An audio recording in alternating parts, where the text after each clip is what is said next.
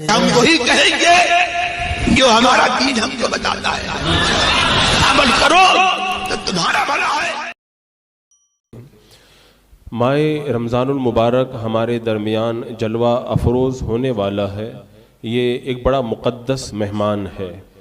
آپ حضرات جب کوئی مہمان آتا ہے تو اس کے لیے تیاریاں کرتے ہیں اور مہمان کی آمد پر بڑا اہتمام کرتے ہیں، اپنے گھروں کو سجاتے ہیں، اپنے گھر کے اندر قسم قسم کے اہتمام آپ حضرات کیا کرتے ہیں۔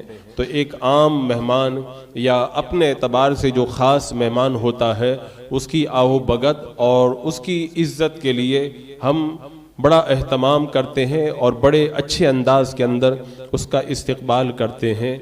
اور یہ ماہ رمضان المبارک بھی ہمارے درمیان ایک مہمان بن کر کے تشریف لا رہا ہے، اور یہ ایسا مقدس مہمان ہے، اتنا معزز مہمان ہے اور اتنا عظیم مہمان ہے۔ روایتوں میں آتا ہے کہ ماہ رمضان المبارک کے لیے پورے سال جنت کو سجایا جاتا ہے۔ تو اس کی عظمت کا آپ اندازہ لگائیں کہ اس کا اہتمام ہم زمین پہ کیا کریں، آسمانوں پر اس کا اتنا زبردست اہتمام اور اتنا زبردست استقبال ہوتا ہے کہ پورا سال جنت کو اور جنتوں کو اس ماہ رمضان المبارک کی آمد کے لیے سجایا جاتا ہے، سنوارا جاتا ہے، اہتمام کیا جاتا ہے۔ تو یہ اگر اہتمام ہم اپنی نگاہوں میں رکھیں تو ہمیں سمجھ میں آئے گا کہ کتنا عظیم مہمان آ رہا ہے، کتنا مقدس مہمان آ رہا ہے، کتنا معزز مہمان ہمارے درمیان جلوہ افروز ہو رہا ہے۔ تو جب آسمانوں پر اتنی سجاوٹیں اور اتنا اہتمام ہے تو ہمیں کتنا اہتمام کرنا چاہیے، اور اس ماہ رمضان المبارک کا ہمیں استقبال کس انداز کے اندر کرنا چاہیے۔ اور ایک حدیث پاک میں آقا کریم علیہ السلام نے جو فرمایا اس کا مفہوم یہ ہے کہ اگر امت کو یہ پتہ ہوتا کہ ماہ رمضان المبارک کیا چیز ہے تو وہ یہ تمنا کرتے کہ کاش پورا کا پورا سال رمضان المبارک ہوتا، یعنی پورا سال ماہ رمضان ہونے کی تمنا امت کرتی اگر امت کو اس کی اہمیت کا پتہ چل جاتا۔ تو جن حضرات کو اس کی اہمیت معلوم ہے، اس کی قدر معلوم ہے، وہ تو ہر وقت یہی دعا کرتے اللہ ماہ رمضان عطا فرما دے۔ اور میں اور آپ تو کیا، سید المعصومین آقا کریم صلی اللہ تعالی علیہ وسلم خود اللہ کی بارگاہ کے اندر یہ دعا کرتے تھے ماہ رجب کے آغاز کے اندر کہ اللہم بارک لنا فی رجب و شعبان، اے اللہ تو ہمارے لیے رجب کے اندر اور شعبان المعظم کے اندر برکت عطا فرما، وبلغنا رمضان، اور ہمیں ماہ رمضان المبارک تک پہنچا دے۔ اللہ کے رسول علیہ السلام خود ماہ رمضان المبارک کے لیے اللہ کی بارگاہ میں دعا فرماتے۔ اور اسلاف کے بارے میں نے روایتوں میں یہ پڑھا ہے کہ جس طرح ایک دلہن اپنے دولہا کا انتظار کرتی ہے، اسی طرح بزرگان دین ماہ رمضان کا انتظار کیا کرتے تھے، اور وہ صرف سال میں ایک مہینہ ماہ رمضان نہیں مناتے تھے، اور پورا سال ماہ رمضان منایا کرتے تھے۔ اور ان کے پورا سال ماہ رمضان منانے کا طریقہ یہ تھا کہ جب ماہ رمضان المبارک کے آنے میں 6 مہینہ باقی رہتا تو وہ دعا کرنا شروع کر دیتے، اے اللہ ماہ رمضان عطا فرما، اے اللہ ماہ رمضان عطا فرما۔ 6 مہینہ پہلے ماہ رمضان المبارک کے لیے اللہ کی بارگاہ کے اندر وہ دعا شروع کر دیتے تھے، اور ان کو یہ قدر پتہ تھی، ہمیں قدر پتہ نہیں ہے اس لیے ہم سمجھ نہیں پا رہے ہیں۔ 6 مہینہ تک وہ دعا کرتے، اے اللہ ماہ رمضان عطا فرما، اور جب ماہ رمضان المبارک آتا خوب بڑھ چڑھ کر کے نیکیاں کرتے، خوب ذوق و شوق کے ساتھ میں عبادتیں کرتے، اور جب ماہ رمضان گزر جاتا تو 6 مہینے تک دعا کرتے، اے اللہ ماہ رمضان میں جو ہم نے عبادت کی ہے ان عبادتوں کو اپنی بارگاہ میں تو قبول فرما لے۔ تو 6 مہینہ دعا کر کے گزار دیتے اور 6 مہینہ اعمال کی قبولیت کے لیے دعا کر کے گزار دیتے۔ اس طرح پورا کا پورا سال وہ ماہ رمضان منایا کرتے تھے۔ یہ ہمارے اسلاف اور ہمارے بزرگوں کا طریقہ۔ حضرت انس رضی اللہ تعالیٰ عنہ بیان فرماتے ہیں کہ پہلے کے زمانے میں مسلمانوں کا طریقہ یہ تھا کہ جب رمضان المبارک آنے والا ہوتا تو وہ خوب صدقہ کرتے، اپنے مالوں کی زکوٰۃ نکال دیتے اور خوب عبادت کرنے لگ جاتے۔ یعنی ماہ رمضان میں تو بندہ عبادت کرتا ہی ہے، حضرت انس رضی اللہ تعالیٰ عنہ فرماتے ہیں شعبان ہی کے اندر بزرگان دین اور مسلمان تیاری شروع کر دیتے کہ ہم نیکی کرنے کی ابھی سے ہی تیاری کرنا شروع کر دیں تاکہ ماہ رمضان آئے تو اور زیادہ ہم ماہ رمضان کے اندر عبادت و ریاضت کر سکیں۔ تو عزیزان مکرم، اتنا مقدس اور اتنا عظمت والا مہینہ ہمارے درمیان جلوہ افروز ہو رہا ہے۔ اس مہینے کی شان یہ ہے کہ جب ماہ رمضان المبارک کا چاند نظر آیا کرتا تھا تو اللہ کے رسول صلی اللہ تعالی علیہ وسلم ماہ رمضان المبارک کے چاند کو دیکھ کر کے یہ فرمایا کرتے تھے یہ خیر و برکت کا چاند ہے، یہ خیر و برکت کا چاند ہے۔ اور جب ماہ رمضان المبارک آتا تو اللہ کے رسول علیہ السلام صحابہ کو مبارکباد دیا کرتے تھے اور فرمایا کرتے تھے یہ خیر و برکت کا مہینہ جلوہ افروز ہوا ہے جس مہینے کے اندر، جس مہینے کی پہلی رات کے اندر اللہ تبارک و تعالی سارے اہل ایمان کی مغفرت فرما دیتا ہے۔ یعنی اللہ کے رسول علیہ السلام صحابہ کو ہم لوگ بھی بہت مبارکباد دیتے ہیں اور ہمارے مبارکباد دینے کا طریقہ الگ ہے۔ سید المعصومین آقا کریم علیہ الصلوۃ والسلام خود صحابہ کرام کو ماہ رمضان کی مبارکباد عطا فرما رہے ہیں۔ اور ایک روایت کے اندر یہ ہے، ایک بار جب ماہ رمضان آنے لگا تو اللہ کے رسول علیہ السلام نے فرمایا کہ تمہیں پتہ ہے تم کس مہینے کا استقبال کر رہے ہو اور تمہارا کون استقبال کر رہا ہے؟ تمہیں پتہ ہے تم کس مہینے کا استقبال کر رہے ہو اور تمہارا کون استقبال کر رہا ہے؟ تیسری بار پھر فرمایا تمہیں معلوم ہے تم کس مہینے کا استقبال کر رہے ہو اور تمہارا کون استقبال کر رہا ہے؟ آپ نے جب 3 مرتبہ یہ فرمایا تو حضرت عمر فاروق رضی اللہ تعالیٰ عنہ نے عرض کی یا رسول اللہ کیا کوئی وحی اترنے والی ہے یا رسول اللہ کچھ دشمن سے جنگ کا موقع آنے والا ہے؟ تو میرے آقا صلی اللہ تعالیٰ علیہ وسلم نے فرمایا نہ تو وحی اتر رہی ہے اور نہ تو جنگ کا موقع ہے بلکہ اللہ کے رسول علیہ السلام نے ارشاد فرمایا تمہارے اوپر ایک ایسا مہینہ جلوہ افروز ہو رہا ہے جس مہینے کی پہلی رات میں اللہ تبارک و تعالی سارے اہل ایمان کو معاف فرما دیتا ہے۔ تو یہ اللہ کے رسول علیہ السلام نے اس مہینے کا استقبال فرمایا اور اس طرح سے اللہ کے رسول علیہ السلام اس مہینے کی آمد پر جو ہے وہ خوشخبری عطا فرما رہے ہیں۔ تو جو قدر جانتے ہیں، جنہیں اہمیت معلوم ہے، وہ ماہ رمضان کے لیے اتنے بیتاب رہتے ہیں، بے چین رہتے ہیں کہ ماہ رمضان آئے تو زیادہ سے زیادہ عبادت اور نیکیاں کر کے اللہ کی رضا کو پا لیا جائے۔ آپ اگر اس کی اہمیت ایسے نہیں سمجھ پاتے تو ایسے اندازہ لگائیں کہ وہ لوگ جو اس سے پہلے پچھلے رمضان المبارک کے اندر ہمارے ساتھ میں روزہ رکھتے تھے، ہمارے ساتھ میں تراویح کی نماز پڑھتے تھے، تلاوت قرآن کرتے تھے، سحری کرتے تھے، افطاری کرتے تھے اور ہمارے ساتھ میں نیکیوں کے اندر شرکت کرتے تھے، اب اس مہینے کے اندر وہ اس زمین پر نہیں ہے، اپنی قبروں کے اندر جا چکے ہیں۔ تو اللہ کا شکر تو ہمیں اس طرح بھی ادا کرنا چاہیے، اے مولا تیرا یہ شکر ہے کہ تو نے زندگی کے اندر ایک بار پھر یہ مغفرت، رحمت اور جہنم سے آزادی والا مقدس مہینہ تو نے ہمیں عطا فرما دیا ہے۔ اگر ہم انتقال کر جاتے، اس زمین پہ نہ ہوتے، اپنی قبروں کے اندر ہوتے تو کیا اس مہینے کی برکتیں لوٹنے کا موقع ہمیں ملتا؟ اس مہینے کی رحمتوں سے ہم مالا مال ہونے کا جو ہے موقع پاتے؟ کیا ہم اس مہینے کے اندر اللہ کی طرف سے بٹنے والی بخشش سے حصہ پاتے اور ہم جہنم سے آزادی کا سامان کر پاتے؟ اللہ کا شکر ہمیں اس مہینے کے آتے ہی سب سے پہلے ادا کرنا ہے کہ اے میرے مولا تیرا یہ شکر ہے تو نے ہمیں اس مقدس مہینے کی ایک بار پھر ہمیں اس مہینے کی زیارت نصیب فرمائی اور یہ مہینہ ہمیں عطا فرمایا اور زیادہ سے زیادہ ہمیں نیکیاں کرنے کی تو اس مہینے کے اندر توفیق عطا فرما۔ تو اس مہینے کا استقبال کرنے کا سب سے پہلا طریقہ یہ ہے کہ اس مہینے کو پالو تو اللہ کا شکر ادا کرو۔ ابھی تو کتنے ایسے لوگ ہیں جو ان 2 دنوں کے اندر بھی انتقال کریں گے اور اس مہینے کو نہ پا سکیں گے۔ تو اگر یہ مہینہ مل جائے تو اللہ کا شکر ادا کرنا کہ ہم کسی بھی طرح اس مہینے کو پانے کے اندر کامیاب ہو گئے۔ اور اس مہینے کی عظمت کو اگر سمجھنا ہے تو میرے آقا صلی اللہ تعالی علیہ وسلم کا وہ فرمان یاد کرو۔ شعبان المعظم کے اخیر میں اللہ کے رسول علیہ السلام نے صحابہ کرام کو ایک خطبہ دیا تھا۔ یہ خطبہ کیوں دیا تھا؟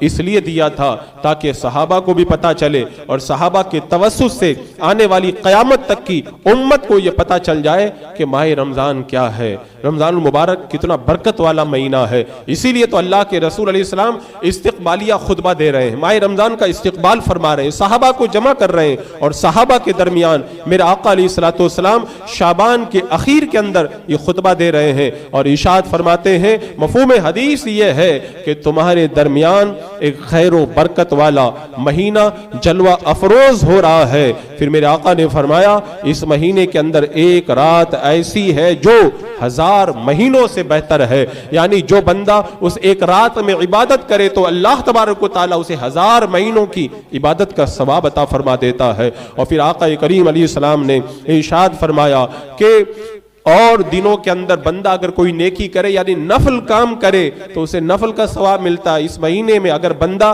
نفل کام کرتا ہے اللہ تعالیٰ اسے فرض کا ثواب عطا فرماتا ہے، اور دنوں کے اندر بندہ اگر ایک فرض کرتا ہے تو ایک فرض کا ثواب ملتا ہے، اور اس مہینے میں اگر ایک فرض کام کر لے، ایک فرض نیکی ادا کر لے، اللہ تبارک و تعالیٰ اسے 70 فرائض کا ثواب عطا فرماتا ہے۔ اور آقا کریم علیہ السلام نے فرمایا اس مہینے کے 3 حصے، پہلا بیچ والا اخیر والا، یعنی پہلے کے 10 دن، بیچ والے 10 دن، اخیر کے 10 دن، اللہ کے رسول فرماتے اول والا یہ رحمت کا عشرہ ہے، اور بیچ والا مغفرت کا عشرہ ہے، اور اخیر والا یہ عشرہ جہنم کی آگ سے آزادی پانے کا عشرہ ہے۔ اب آپ سوچیں میرے آقا علیہ السلام اس مہینے کی عظمتوں کو شعبان کے اخیر کے اندر کیسے بیان فرما رہے ہیں تاکہ امت کو پتا چلے کہ آنے والا مہینہ کوئی معمولی مہینہ نہیں ہے۔ اور حضرت ام المومنین عائشہ صدیقہ رضی اللہ تعالی عنہا بیان فرماتی ہیں کہ جب ماہ رمضان المبارک آتا تھا تو اللہ کے رسول علیہ السلام کمر ہمت کس لیتے اور پورا مہینہ بستر پر تشریف نہیں لاتے تھے۔ یہ کون کر رہا ہے؟ وہ جن کے ہاتھوں میں اللہ تبارک و تعالیٰ نے سارے جہان کے خزانے دیے اور جنت کے جو مالک بنا دیے گئے، جن کو چاہیں جنت کے اندر داخلہ عطا فرمائے، وہ آقا کریم صلی اللہ تعالیٰ علیہ وسلم ماہ رمضان میں اتنی عبادت کر رہے۔ ام المومنین فرماتی ہیں ماہ رمضان آتا اللہ کے رسول علیہ السلام کمر ہمت کس لیتے۔ ہم میں سے کتنے ایسے لوگ ہیں جو رمضان کے مہینے میں کمر ہمت کستے ہیں؟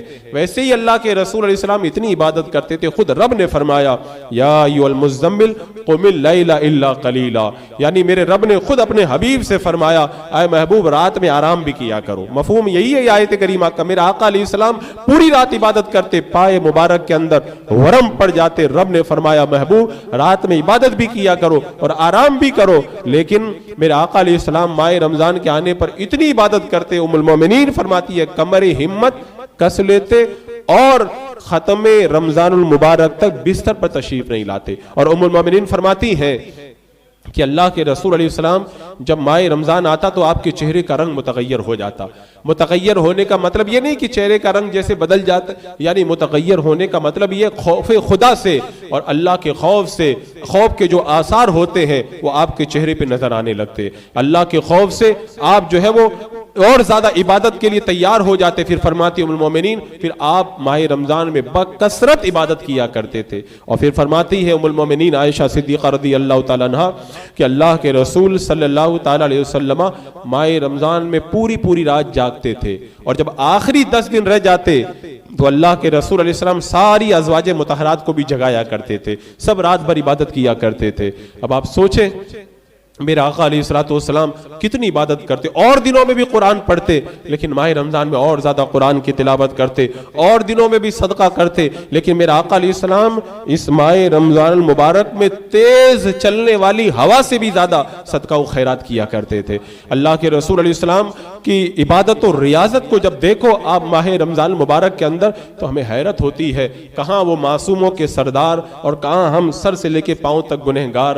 ہم اتنے گنہگار ہونے کے باوجود ماہ رمضان کی وہ قدر نہیں کرتے، اور اللہ کے رسول صلی اللہ تعالی علیہ وسلم مالک جنت ہو کر کے ماہ رمضان میں اتنی عبادت کرتے، اتنی نیکیاں کرتے، اتنی تلاوتیں کرتے۔ اللہ اکبر۔ تو عزیزان مکرم یہ ماہ رمضان المبارک ہمارے درمیان جلوہ افروز ہو رہا ہے۔ ہمیں اور آپ کو اس کا استقبال کرنا ہے۔ استقبال کیسے کرنا ہے؟ سب سے پہلے استقبال کے لیے میں نے بتایا اللہ تبارک و تعالی ماہ رمضان المبارک عطا فرمائے تو اللہ کا شکر ضرور ادا کرنا، اور یہ عرض کرنا مولا تیرا شکر ہے تو نے ہمیں زندگی میں ایک بار پھر یہ رحمتوں والا مہینہ عطا کر دیا، اور اے اللہ ہم تجھ سے دعا کرتے پروردگار ہمیں بار بار یہ رحمتوں والا مہینہ نصیب کر۔ جو لوگ قبروں میں پہنچ گئے ان سے جا کر کے پوچھو وہ کتنی تمنا کر رہے ہیں، کتنی آرزو کر رہے ہیں کاش ہم بھی دنیا میں زندہ ہوتے، ماہ رمضان ہمیں بھی زندگی میں ملتا۔ ماہ رمضان تو میں نے بتایا تھا کہ پہلے بھی آیا تھا، اب بھی آیا ہے، بعد میں بھی آتا رہے گا، لیکن آپ کو تو پتہ ہی ہے ہم جب پیدا نہیں ہوئے تھے اس وقت جو ماہ رمضان آیا تھا اس وقت تو ہم کچھ نیکی کر ہی نہیں سکتے تھے، اور جب ہم دنیا سے ہم چلے جائیں گے پھر ماہ رمضان آئے گا تو ہم کیا کر سکیں گے؟ تو جو پہلے آئے یا جو بعد میں آئے وہ ہمیں وہ کام نہ آئیں گے، ہمیں تو کام وہی رمضان آئے گا جو ہمیں زندگی میں اللہ تعالیٰ عطا فرمائے۔ تو یہ جو زندگی میں ماہ رمضان المبارک مل رہا ہے سب سے پہلے اللہ کا شکر ادا کریں، اور اس کے بعد میں ماہ رمضان کی آپ حضرات پہلے سے تیاری کر لیں۔ تیاری کا یہ مطلب نہیں ہے کہ روح افزا لا کر کے رکھ دیں، یہ جو ہے وہ پکوان لا کے رکھ دیں، کسٹرڈ لا کے رکھ دیں، یہ سامان، یہ تو تیاری اپنی جگہ ہے۔ اصل تیاری ماہ رمضان المبارک کی یہ ہے کہ برکت والا مہینہ ہمارے درمیان جلوہ افروز ہو رہا ہے، توبہ کر لیں، گناہوں سے اپنے آپ کو پاک صاف کر لیں، اور اس ماہ رمضان کے اندر اس حال میں داخل ہو کہ اللہ تبارک و تعالی ہم سے راضی ہو۔ ایک بات ہمیشہ یاد رکھیں کہ اگر کوئی بندہ یہ چاہتا ہے کہ جب رمضان کا چاند نظر آئے گا تو میں نیک بن کر کے نیکی کروں گا، تو میں کہتا ہوں پورا مہینہ گزر جائے گا، وہ جس طرح سے نیکی کرنا چاہیے نہیں کر پائے گا۔ اس کے لیے سب سے اچھا طریقہ یہ ہے کہ ابھی سے ہی آپ حضرات خوب نیکی شروع کر دیں، کیونکہ جب 2 4 5 دن ماحول بن جاتا ہے تو پھر ماہ رمضان کے شروع ہوتے ہی نیک کاموں میں دل لگتا ہے۔ ورنہ میں نے کتنے لوگوں کو دیکھا کہ وہ سوچتے ہیں کہ جب رمضان المبارک آئے گا تو میں نیک بن جاؤں گا، اور پھر جب رمضان المبارک کا مہینہ شروع ہو جاتا ہے بولے ہاں کل سے مجھے یہ کرنا ہے، اور پھر دوسرے دن پلان بناتا ہے کہ میں کیا کروں، پہلے قرآن شریف پڑھ لوں اور پھر یہ کر لوں، اور کتنے ایسے لوگ پورا مہینہ گزر جاتا ہے اور وہ کسی طرح سے قابل قدر نیکیاں انجام نہیں دے پاتے ہیں۔ تو اس کے لیے سب سے اچھا اور آسان طریقہ یہ ہے آج ہی آپ لوگ اپنا کچھ وقت نکال کر کے ماہ رمضان کا ایک شیڈول بنا لیں، ماہ رمضان کے لیے ایک ٹارگٹ متعین کر لیں کہ ہمیں ماہ رمضان میں چاند نظر آنے سے لے کر کے عید کا چاند نظر آنے تک دن میں کیا کرنا ہے، رات میں کیا کرنا ہے، کیا کیا پڑھنا ہے، اور کس انداز کے اندر کب کب کتنے منٹ تک عبادت کرنی ہے۔ اور میں یہ مشورہ دوں گا کہ بہتر یہ ہوگا ایک کاپی کے اندر آپ لوگ باقاعدہ لکھ کر کے رکھ لیں کہ فجر بعد میں یہ پڑھوں گا، ظہر میں یہ کام کروں گا، عصر کی نماز کے بعد یہ کروں گا، مغرب میں یہ کروں گا، عشاء کی راتوں میں اس طرح عبادت کروں گا۔ جب آپ اپنا ایک ٹارگٹ بنا لیں گے تو انشاءاللہ آپ کو نیک کام میں بڑا لطف آئے گا اور بڑا مزہ آئے گا۔ حضرت امام غزالی رحمۃ اللہ تعالی علیہ فرماتے ہیں کہ جس کی زندگی میں ترتیب نہیں ہوتی ہے وقت کے اندر اس کی زندگی برباد ہو جاتی ہے، اور صحیح بات ہے۔ کتنے لوگ یہ کروں کے اندر ٹائم خراب کر دیتے ہیں۔ تو بہتر یہ ہے کہ پہلے سے ایک ٹارگٹ بنا لیں۔ رب نے فرمایا نا کہ فاستبقوا الخیرات، نیک کاموں کے اندر ایک دوسرے سے آگے بڑھو۔ تو اب ایک ٹارگٹ بنا لو کہ ہمیں ماہ رمضان المبارک کے اندر اس انداز کے اندر نیکیاں کر کے خوب آگے بڑھ جانا ہے۔ وہ حدیث پاک میں جو فرمایا گیا کہ میرے آقا صلی اللہ تعالیٰ علیہ وسلم، حضرت کعب بیان کرتے ہیں اللہ کے رسول علیہ السلام نے ارشاد فرمایا سب لوگ میرے ممبر کے پاس آ جاؤ۔ اب صحابہ کرام ممبر کے پاس جمع ہو گئے، میرے آقا علیہ السلام ممبر کے پاس صحابہ کو بلا رہے ہیں، بڑی اہم بات ہے تبھی تو بلا رہے ہیں۔ اب صحابہ کرام جب ممبر رسول کے پاس جمع ہو گئے، اللہ اکبر، کتنا روحانی سما ہوگا، وہ کونین کا دولہ ممبر پر جلوہ افروز ہو، وہ ممبر نور پر، اور صحابہ کا نورانی مجمع وہ چاند تاروں کی طرح جگمگاتے ہوئے ہدایت کے ستارے سب مجمع کی شکل کے اندر تشریف فرما ہو۔ اب میرے آقا علیہ السلام ممبر پہ تشریف فرما ہوئے، آپ نے پہلے زینے پہ قدم رکھا، کہا آمین، دوسرے زینے پہ قدم رکھا، کہا آمین، تیسرے زینے پہ قدم رکھا، کہا آمین۔ اب صحابہ کرام حیران ہیں، ایسا کبھی بھی نہیں ہوا۔ جب آپ ممبر سے نیچے تشریف لائے، صحابہ کرام نے عرض کی یا رسول اللہ اس سے پہلے تو ایسا کبھی بھی نہیں ہوا، آج جب ممبر پہ آپ جب تشریف لے جا رہے تھے آپ نے 3 مرتبہ آمین کا بات سمجھ میں نہیں آئی۔ اللہ کے رسول علیہ السلام نے ارشاد فرمایا جب میں نے ممبر کے پہلے زینے پہ قدم رکھا، حضرت جبریل نے کہا ہلاک ہو وہ بندہ جس نے ماہ رمضان پایا اور اپنی مغفرت نہ کروائی. تو میں نے کہا آمین. اب آپ سوچیں آپ لوگوں میں سے اور ہم لوگوں میں سے کتنے بلکہ سب لوگوں نے ماہ رمضان المبارک پائے ہیں. کیا ہم نے اپنی مغفرت کروا لی؟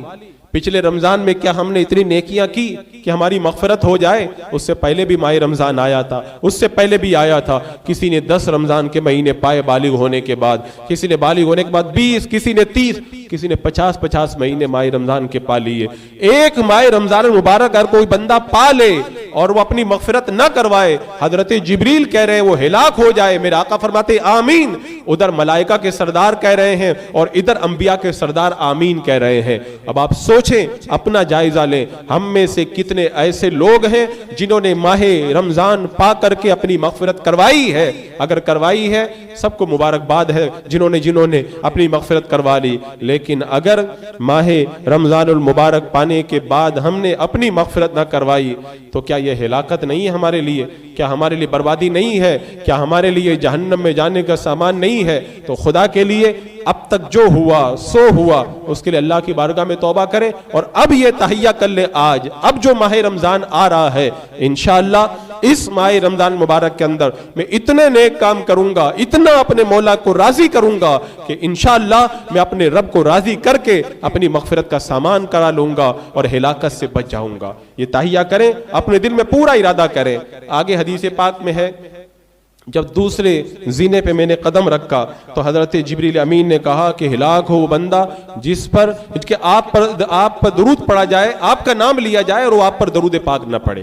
آپ کا نام لیا جائے اور وہ آپ پہ درود پاک نہ پڑھے. تو میں نے کہا آمین. اور جب تیسرے زینے پہ میں نے قدم رکھا تو حضرت جبریل امین نے کہا جس نے اپنے ماں باپ کو یا دونوں میں سے کسی ایک کو بڑھاپے کی حالت میں پایا اور ان کی خدمت کر کے جنت میں جانے کا سامان نہ کیا وہ بھی ہلاک ہو جائے, اس پر بھی میں نے آمین کہا. خیر تو یہ حدیث پاک سے ہمیں یہ پتا چلا کہ ماہ رمضان کوئی بندہ پا لے اور پھر بھی گناہوں سے پاک صاف نہ ہو تو ماہ رمضان تو برکتیں لے کر کی آتا ہے. اگر ہم مغفرت نہ کرا سکے یہ ہماری کمی ہے, ہماری کوتاہی ہے, ہماری ناکامی ہے. اب تک جو کوتاہی ہوئی اللہ معاف کرے, لیکن اس رمضان المبارک کے اندر یہ وعدہ کر لو ہمیں کوتاہی بالکل نہیں کرنا ہے. تو عزیزان مکرم تو یہ کام آپ کر لیں, آج ہی ایک چارٹ بنا لیں ہمیں کیسے عبادت کرنی ہے. مختصر طور پر میں بتا دوں کیونکہ اگر میں سب کے لیے ایک چارٹ بتاؤں تو بڑا مسئلہ ہے. بہت سارے لوگ ہیں جن کو کوئی کام نہیں ہے, وہ زیادہ عبادت کر سکتے ہیں. کچھ ایسے لوگ ہیں جو محنت مزدوری کرنے والے ہیں, وہ زیادہ عبادت نہیں کر سکتے. اور کچھ لوگ جو ہیں وہ بہت ہی زیادہ جو ہے مصروف رہتے ہیں, ان کے بال بچوں کا خرچ اٹھانا ان کے لیے بڑا لمبا مسئلہ ہے. تو ہر ایک بندہ ہر طرح سے زیادہ عبادت نہیں کر سکتا, لیکن اگر متوسط طور پر دیکھا جائے تو ہونا یہ چاہیے کہ ہم جب سحری کے وقت میں اٹھیں تو تھوڑا پہلے اٹھ جائیں. اور دنوں میں تہجد کی نماز ہم لوگ نہیں پڑھ سکتے, اور تہجد کی نماز سبحان اللہ اتنی زبردست عبادت ہے. قیامت کے میدان میں تہجد گزاروں کی الگ ہی شان ہوگی, ان کے چہرے کیسے جگمگا رہے ہوں گے اور جنت میں وہ کیسے آگے آگے جا رہے ہوں گے. تو انشاءاللہ ہم یہ وعدہ کریں کہ سب سے پہلے جب ہم اٹھیں گے تو ماہ رمضان میں ہمارے کاموں کا آغاز تہجد کی نماز سے ہوگا. کم سے کم 2 رکعت یا 8 رکعت 2 رکعت کر کے ہم تہجد کی نماز پڑھیں گے. پھر سحری کھائیں گے. تہجد کی نماز پڑھنا یہ بھی عبادت, سحری کرنا یہ بھی عبادت, اور سحری کرنے کے بعد میں ہم تسبیح و تحلیل کے اندر مگن ہو جائیں گے, کلمہ شریف کا ورد کریں گے. یہ بتا دوں میں اللہ کے رسول علیہ السلام نے فرمایا کہ ماہ رمضان المبارک میں 4 کام کرو. میرے آقا نے فرمایا ماہ رمضان المبارک میں 4 کام کرو. 2 کام اللہ کو راضی کرنے کے لیے کرو, اور 2 کام اس لیے کرو کہ ان 2 کاموں سے تم بے نیاز نہیں ہو, ان 2 کاموں کی تمہیں ضرورت ہے. تو ماہ رمضان میں یہ 4 کام بھی آپ کو کرنے ہیں. پہلا کام میرے آقا فرماتے ہیں کہ ماہ رمضان المبارک میں کثرت سے کلمہ شریف کا ورد کرو, لا الہ الا اللہ محمد رسول اللہ خوب پڑھو. ماہ رمضان میں کون وظیفہ بتا رہا ہے؟ یہ میرا اور آپ کا بتایا وظیفہ نہیں ہے, خود آقا کریم سید المعصومین صلی اللہ تعالی علیہ وسلم نے یہ وظیفہ بتایا ہے. اگر کہیں کسی کو وظیفہ پوچھنا ہے تو کہیں جانے کی ضرورت نہیں ہے. میرے آقا علیہ السلام نے ماہ رمضان کا وظیفہ ہمیں پہلے ہی بتا دیا کہ اگر ماہ رمضان میں تمہیں کوئی وظیفہ پڑھنا ہے تو لا الہ الا اللہ محمد رسول اللہ یہ وظیفہ پڑھو. کتنا پڑھو؟ تم جتنا پڑھ سکتے ہو اتنا پڑھو. میں تو کہتا ہوں اتنا پڑھو کہ اس کلمے کے رنگ کے اندر رنگ جاؤ اور تمہارا دل روشن اور تابناک ہو جائے. اور اس کی برکتیں اتنی زیادہ ہیں, اس کے لیے الگ سے پوری ایک مکمل تقریر کرنے کی ضرورت ہے کہ اس کلمہ شریف کی برکتیں کتنی زیادہ ہیں.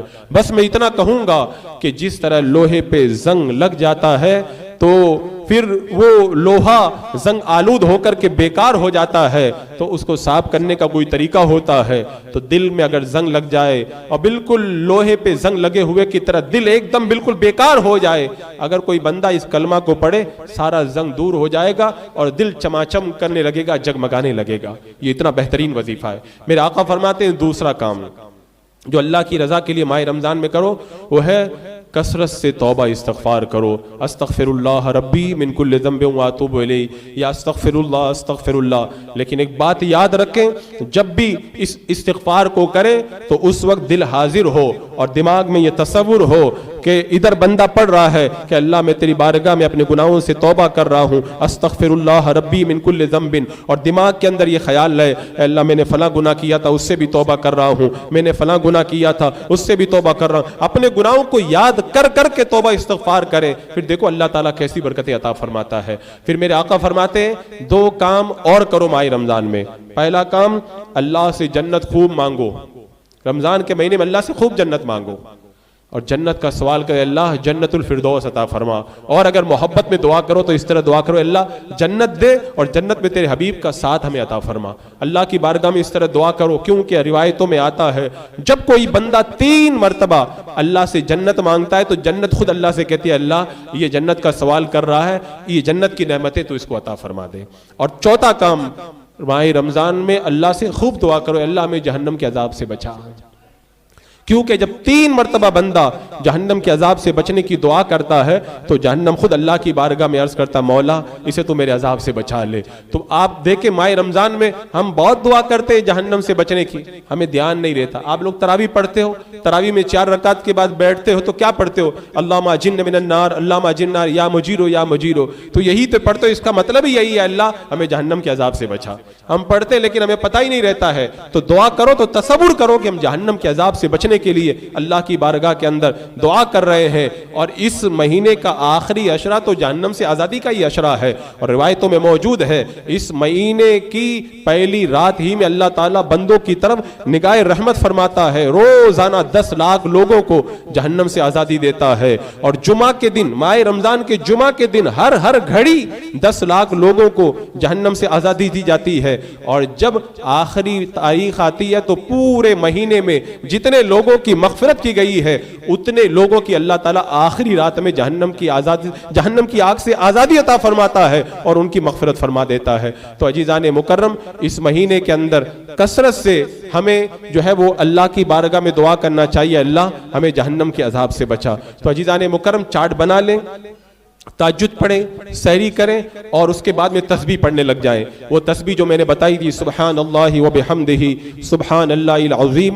وبحمدہ استغفر اللہ, اس کو آپ پڑھیں فجر کے وقت میں. کون کہتا ہے کاروبار نہیں چلتا اور کون کہتا ہے کہ روزی میں برکت, اس کو پڑھ کے دیکھو. یہ وہ وقت ہوتا ہے فجر کا کہ جو روزی والے فرشتے ہیں وہ روزی والے فرشتے جب آتے ہیں اور یہ تسبیح انہی کی تسبیح ہے, جب وہ پڑھتا ہوا دیکھتے ہیں کہ تو ہماری والی تسبیح پڑھ رہا ہے تو اللہ کی بارگاہ میں جا کر کے پھر ہمارے لیے روزی کا اچھا انتظام فرما دیتے ہیں وہ. تو تسبیح پڑھیں, درود پاک 100 مرتبہ پڑھیں, اور ٹائم ملے تو لا حول ولا قوت الا باللہ العلی العظیم اسے 100 مرتبہ پڑھیں. اور بہت سارے وظائف کلمہ شریف وغیرہ کا خوب ورد کرتے رہیں. فجر کی نماز پڑھیں, فجر کی نماز کے بعد میں بیٹھے رہیں یہاں تک کہ سورج نکل کر 20 منٹ ہو جائے, اس کے بعد میں 2 رکعت نماز پڑھیں. روایتوں میں آتا, حدیث پاک میں ہے اللہ تعالیٰ اسے ایک حج اور ایک عمرہ کا ثواب عطا فرماتا ہے. پھر جب سورج کے اندر کچھ تیزی آ جائے تو 12 رکعت نماز چاشت کی نماز پڑھے. اللہ کے رسول فرماتے ہیں جو چاشت کی 12 رکعت پڑھے گا اللہ اسے جنت کے اندر سونے کا محل عطا فرمائے گا. پھر بیچ میں جو وقت ملے اس کے اندر قرآن کی تلاوت کریں. ظہر کے بعد میں یہاں درس رہتا ہے, درس میں شرکت کریں, اس کے بعد میں تلاوت قرآن میں مگن ہو جائیں. اور پھر عصر کے بعد سے لے کے مغرب کا وقت جو ہے اس کو بہت خیال رکھیں. میں دیکھتا ہوں کہ لوگ جو افطاری کا وقت قریب ہو جاتا ہے وہ باہر روڈ کے اوپر خریداری میں لگے رہتے ہیں. وہ خریداری کا وقت نہیں ہے, اس کے لیے پہلے آپ لوگ نپٹ لو. وہ تو قبولیت کا وقت ہے. عصر سے لے کے مغرب تک روڈ پہ سناٹا رہنا چاہیے. اس وقت میں تو سب کو اپنے اپنے مصلے بچھا کر کے بیٹھ جانا چاہیے, اور افطاری کے وقت میں تو دعا قبول ہوتی ہے. میں آپ سے گزارش کروں گا, آپ کو جو خریدنا ہو آپ عصر کی نماز سے پہلے خرید لیں, یا عصر کے بعد 15 منٹ کے اندر خرید لیں. وہ جو افطاری سے پہلے کا وقت ہوتا ہے اسے پھل فروٹ خریدنے کے اندر نہ گزاریں, اپنا وہ قیمتی وقت ضائع نہ کریں. وہ اتنا پیارا وقت رہتا ہے اللہ کی بارگاہ میں. اس وقت جو مانگو گے, فرمایا گیا کہ اس وقت کی دعا اللہ تعالیٰ رد نہیں فرماتا. اتنا گولڈن چانس ملا ہے, اور ہم جو ہے وہ پھل فروٹ خریدنے کے اندر وہ وقت برباد کر دیں تو بڑا افسوس ہوتا ہے, اور بڑا تعجب ہوتا ہے. اس وقت کو آپ حضرات برباد نہ کریں, اور پھر تراویح کی نماز پڑھیں, اور عشاء کے بعد میں روزانہ 1-2 گھنٹہ ضرور جاگ کر کے عبادت کریں. اپنے اس وقت کو ہرگز ضائع نہ کریں. تو عزیزان مکرم, اس طرح آپ شیڈول بنائیں. اور کیسے شیڈول بنائیں؟ پچھلے رمضان میں اگر میں نے 1 ختم کیا ہے, اس رمضان میں 2 ختم کروں گا. پچھلے رمضان میں اگر میں نے ہر روزانہ 10 نوافل پڑھے ہیں, اس رمضان میں روزانہ 20 نوافل پڑھوں گا. پچھلے رمضان میں نے اگر 10,000 بار کلمہ پڑھا ہے, اس رمضان میں 20,000 مرتبہ پڑھوں گا. اس طرح سے آپ لوگ پوری تیاری کریں اور پورا شیڈول بنائیں, اور اس کے اندر کوئی کوتاہی نہ کریں. اس ماہ رمضان المبارک کو اب ہم بہت اچھے انداز میں گزاریں گے. پھر دیکھو اللہ تعالیٰ ہماری تکلیفوں کو کیسے دور فرماتا ہے, اور کیسے اللہ تبارک و تعالیٰ حالات کو پلٹ کر کے ہمارے لیے زندگی کو بہتر سے بہتر بنا دیتا ہے. عزیزان مکرم, اب ہم پوری طرح سے تیار ہو جائیں, اور ماہ رمضان کے لیے عبادت و ریاضت کے لیے کمر کو کس لیں اور ارادہ کر لیں انشاءاللہ اب کی رمضان یہ ہماری زندگی کو بدلنے والا رمضان ہوگا. اللہ تبارک و تعالیٰ آنے والے ماہ رمضان مبارک کی ہمیں زیادہ سے زیادہ قدر کرنے کی توفیق عطا فرمائے.